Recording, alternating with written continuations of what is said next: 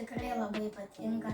Čia yra visokių pramogų, galima daug ko žaisti, veikti. Nes netgi gaunam pavalgyti 3 kartus per dieną. Taip, ir mes čia jau 2 dieną vakar ėjome į restoraną, pavalgėme. Pavalgėme sriubos ir pavalgėme makaronų. Labai buvo skanu.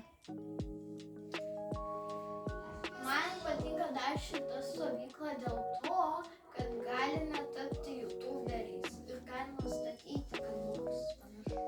Taip, mes Lego statome, daug jau pristatėme, tada, youtuberiais visaip bandome, ten mokomus, kaip tapti geresniais youtuberiais.